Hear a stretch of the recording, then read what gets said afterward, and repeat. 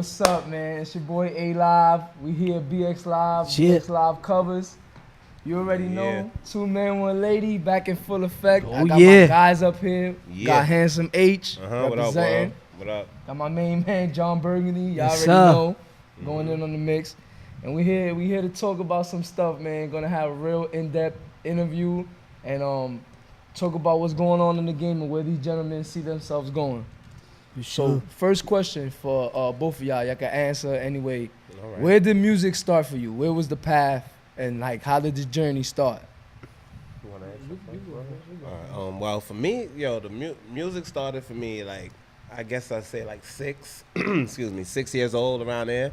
I grew up in a household with like a lot of calypso and West Indian family. Yeah. And like for the most part, as far as American music, they were into R&B. I got into hip hop probably like in like I'd say like mid to early 90s. Okay. Like early 90s, I started listening to hip hop and stuff like that. Started hearing Pac and Biggie and just different stuff, and it's just like open, like people are mad, like real, like saying whatever they want to say. Like in school, you was listening to music. Yeah, I was sneak. I had actually in high school, I had like a sneak tape, so like Hit 'Em Up and Hardcore. You know, Hardcore was like porn for us back then, so. Y'all kids ain't know nothing about that Lil Kim Hardcore album cover. That's a throwback. It's a classic though, classic. You know what I'm saying? That's what's up though. So you was like always bred around music and you just happened to develop your own liking as you got older. Yeah. That's what's up. So that's how you got born into hip hop. That's how I got born into hip hop. Being actually into music myself as an artist, I got into that through art. Because I drew comics, I loved anime. I still love anime and stuff like that. And I drew comics a lot. I had my own like universe and everything. And then one of them was weird. The characters had to like rap, and like I wrote the dialogue for the rap. That got me even more open. Like this is I didn't even know that about him. I just found something out. Yep, that's crazy. So you probably doing your own album work and all that. Word. I could do some graphics. That's dope. No, yeah, definitely. So I remember you was having this. What about you, Burgundy? Where it all started for you? Saturdays. If you Latin, you know what Saturdays mean. Yeah. Party. Saturdays. Friday, Saturday. Facts. You know, my mom played music all the time. You know, so I grew up big on Latin music. But, you know, I've always loved, you know, listening to all genres of music. I love music, and I love almost everything about music. Yeah. You know what I'm saying? I find the art in everything, and it's just dope. You know how people can turn anything into music, and now there's different types of genres, you know, and me personally, I love music, and music to me is like on Saturdays I still, you know, I'll blast my music, I'll clean up the crib, you know, and that's how I was introduced to music. That's how I was introduced to music, because you couldn't go a weekend without listening to music loud. 10 o'clock in the morning, like it's time to get up. I feel like bored or empty if I don't hear music, right? Yeah, sometime of the day. But I feel the same. I need to hear music either some point where it's nothing visual, where it's just the auditory, and my mind is creating the picture of what I want. What I do a lot is when I'm at like work and stuff like that, I'm playing music in my head while you're working, right? Yeah, because that's it's just like I have to. It's crazy, that's when you know you love music. You know what I'm saying? That's one of the things I love about this guy is because I'm the same thing. Like I might be sitting there replaying a whole song, beat, words, everything in my head over and over for 4 hours. Yeah. They like it'll be the same song. How'd you get through this meticulous work? That's how powerful music is, bro. It's supposed to create music is so powerful. I actually I posted something on Facebook the other day about how powerful music is. Like a good song could change your mood in a minute, bro. Like you could be feeling down, mad at the world. You listen to a song and then you like, all right, fuck it, let's go. That is the key with music. Music is supposed to spark feeling. For the artists out there that's listening, we supposed to spark feeling. We're supposed to make something happen. If you hear a song, I feel like as an artist, you have that responsibility. You do. You feel me? You do. Whatever the topic is of that conversation, you know, you got to spark something in the people, the listeners, you know. Yeah, because music is definitely power. Speaking on music being power, music has the ability to do a lot of things, spark a lot of new relationships. How did y'all music paths cross? Because I know y'all have your own separate journeys. How did y'all cross paths? Well, you could talk about how you got to Nana, and then I'll say how I got to Nana. Okay. All right. Well, I'm an artist. At first, part of Timeless Music Group, vice president, TMG. The label TMG. Yes. Yeah, so I had that going on. We got called for an interview at one of our friends. He was doing a show at that station at Nightline. Okay. And we went there for an interview. And from there, I did that one interview, and the owner of the station, he was like, you have a really good talking presence, and you're really good at this, and you like to talk a lot. And I'm like, yeah, I do. You can tell. I was like, I do. Like, this is now the handsome man. Shut now. So, yeah. With that being said, he offered us a slot. We tried it out on a trial basis, and he gave us probably one of the worst days that at the time, which was Monday, 6 to 8, and he was like, nobody really watches at this time, and we turned that show up. Turned it out, you know what I'm saying? And we did a lot of things that's now being done on major radio stations, even the basic setups now. Not to say they modeled after us, but great minds think alike, and it showed that we were on to something ahead of the time, and that made it work. Eventually, I was definitely Bird can tell you how he came to Nightline. So then what happened was I was just starting my DJ career, and I knew this girl whose uncle was a DJ at Nightline Radio. At Nightline, okay. So they were looking for interns, and I told him, yo, link it up. So I got there, and I ended up being the engineer. I was engineering maybe like Wednesdays, Thursdays, Fridays. And then one Monday as an intern still? As an intern. Then I didn't notice him till like the third show. Yeah. I thought he was somebody's son or something like that was like hanging around the station. So he was behind I looked like Izzy, so it looked behind like the scenes, putting in that work. It could have. So that could have went because I looked like the former owner. Thought he was like a cousin or something like that. So I tuned in to the Monday show. Okay. And I was like, man, this is a really good show. Yeah. So I ended up engineering for them, but they didn't really know that I DJ'd. So what happened was one day there was like, I think it was why not, right? Yeah. Why not? He couldn't make it, so I covered for him as a DJ spot. And then it was just something that was like, oh well, and then from time to time I'll put my input from behind the glass or in front of my son. You know what I'm saying? From behind? Come on, in front of my son. No. We here. Let's go. Come on, man. Come on. Well, from behind the glass. Speaking serious, though. I'll put my input from behind the glass, or where the boards was at. Where the boards was at. There was no other kind of input. Right? There was no other kind of input. No freaky over here, no funny. But then then eventually, I'm out of this interview. I'm mentally checked out. This is why this show didn't last. So right here. Yeah, that's crazy. So y'all hooked up at Nightline, and you got the whole engineering then eventually, and DJ thing. they wanted me to come aboard the show, and we made it happen. He was a great engineer, by the way, with that. Like, he was very intuitive and just in sync with the comedy. And I like that he had a vision of where things would be going with the show. Just beyond DJ. I thought he was dope before I knew he was a DJ. When I heard him DJ, that's when it was a little crazy. I was like, yo, this kid is young. He just getting started. Yeah. You know what I'm saying? And then it was after that. It was just we kept doing it and doing it. Then a lot of what happened was it was just a lot of girls got hit by cars, right? A lot of girls got hit by cars, right? Nah, I don't care, a lot of girls got hit by cars, or a lot of moms died too. Yeah, a lot of moms died. It was a lot of pump faking going on. We alternated the ladies. It was a lot of pump faking. We switched the girls. So they could have tuned in. They could have looked at our past stuff. Yeah. It wasn't. We wasn't on some So trying. For all you ladies that pump fake. Yes. Talking about your mother died. You got hit by a car the day of, but you still texting me. I just didn't understand that. What else? I understood that. All right. Your kids got kidnapped. What was the worst one? I just had an abortion.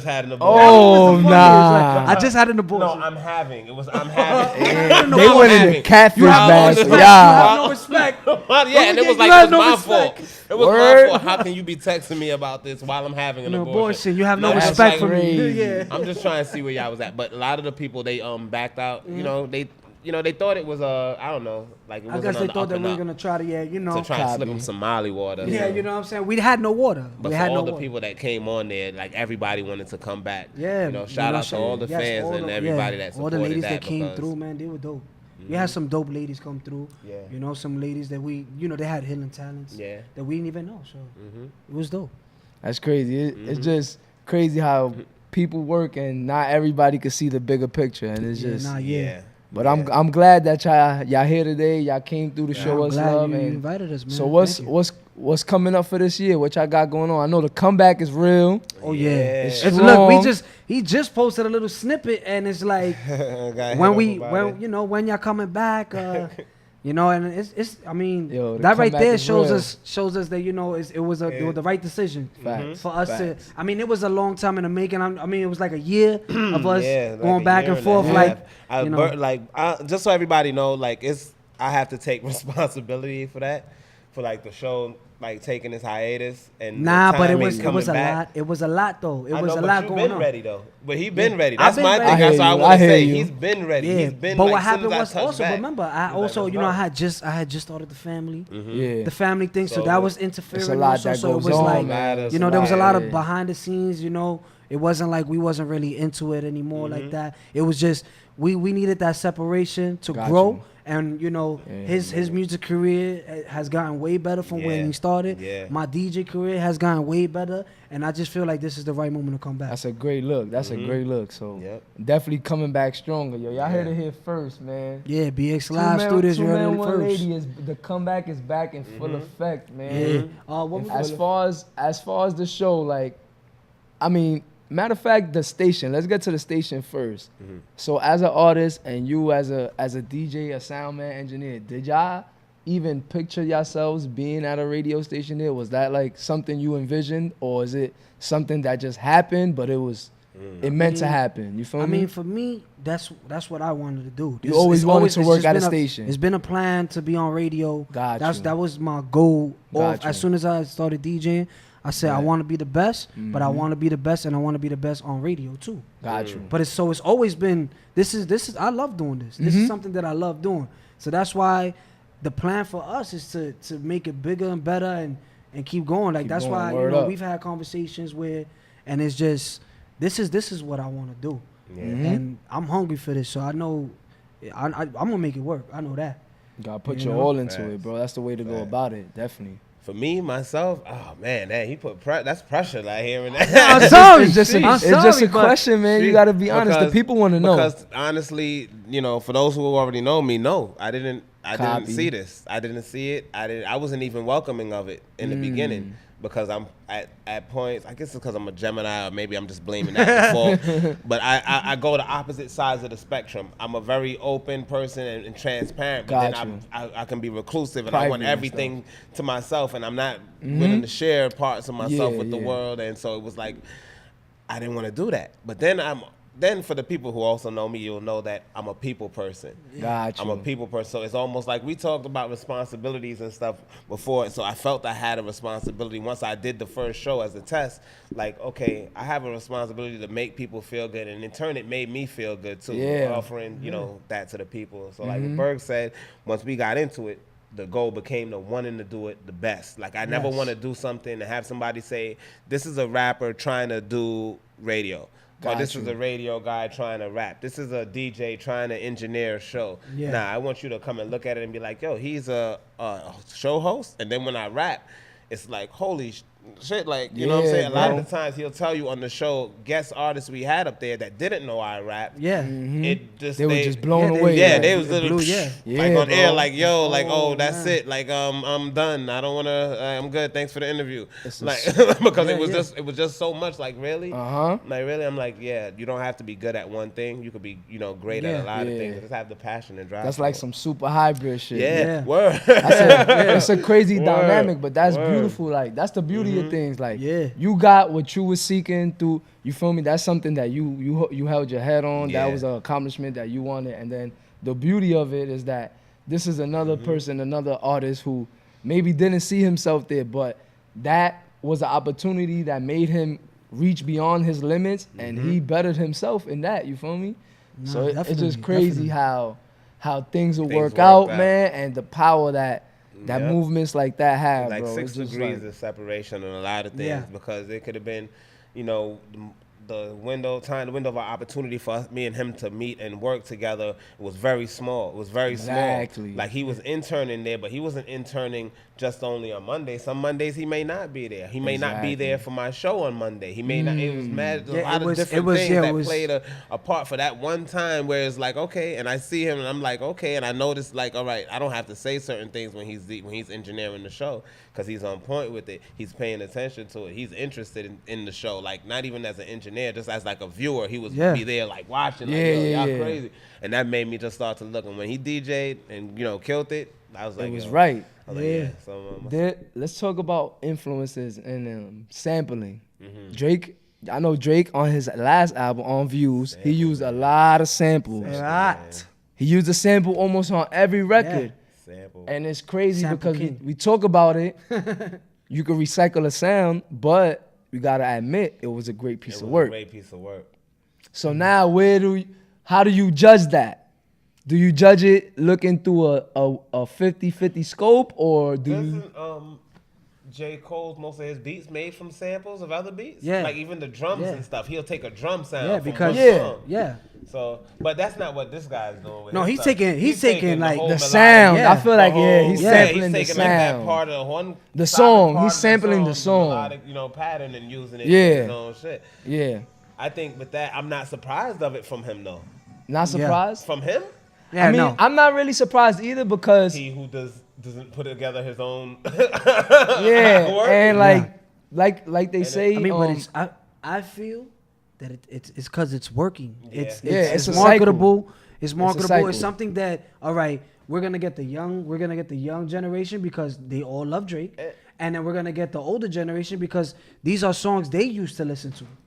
There's nothing under the sun. So like Berg said, I agree with him with that. Like even when we hear certain things, we might not even know. These generations, they might not even know why they like it. But they connect to it because of some this old stuff is feeling. On our DNA. Like there's certain things that just make click to us. Like just. And I get like that. So. I get that. It's great. It's It's great for marketing. It's definitely gonna get people to connect and feel your vibe.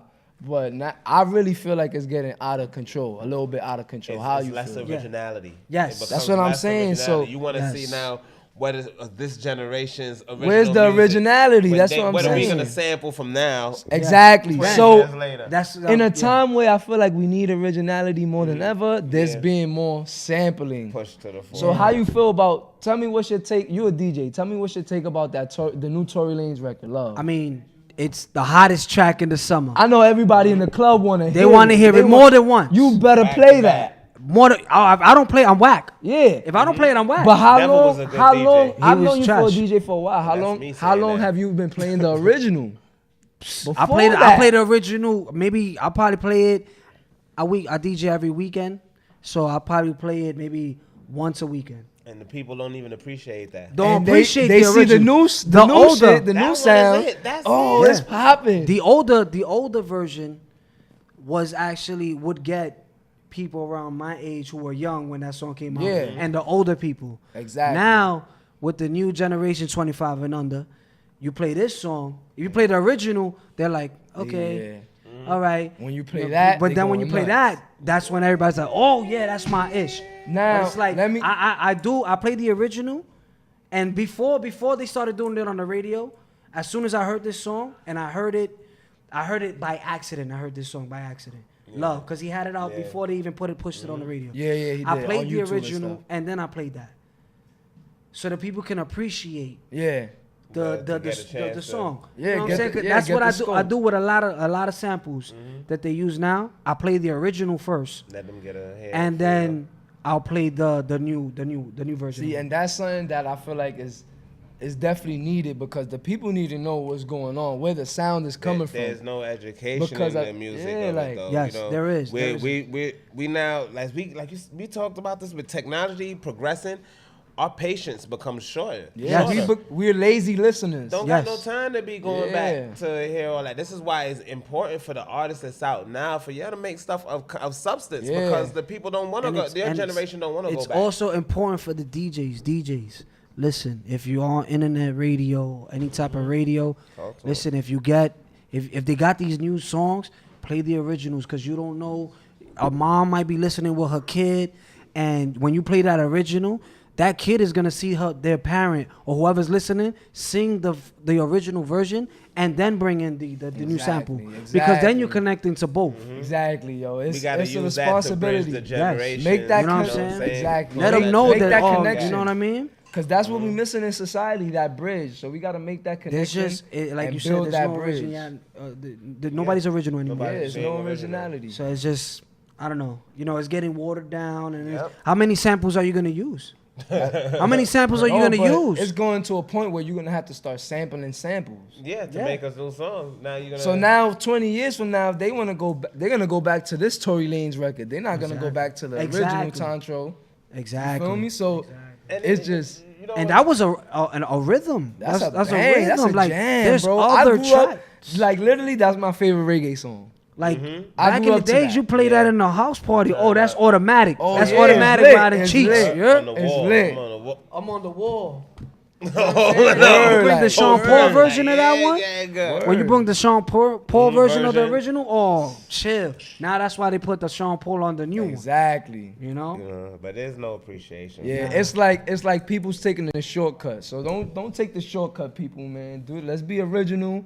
Let's provide substance, and that's how we gonna last. Because this stuff that's not original and it's going off for secondary stuff.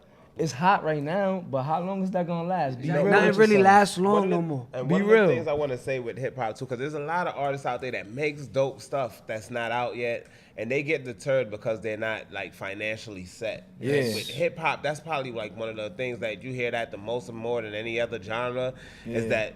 You either gotta look like you have money or have money to be good. Fake it till you make it. That's to be good. That's it. Fake it till you make it. And then here's where it gets trickier. Yeah. Because to get on, you feel you gotta rap about money. Exactly. So the people who don't got money rap about money. When you don't really have it. Don't got no money. And it's crazy. And then the people that got money, it's rare they may mess with you because they know you ain't got no money. Exactly. So they looking at you like, Yeah. But then we still want to look in to buy into the artist that's out, that's on with a And then $100 like artists who do that, like you do that for so long, you end up losing yourself because you lose your purpose. What what did you start this for? You don't know who you are. You don't even know what it is to write something real now.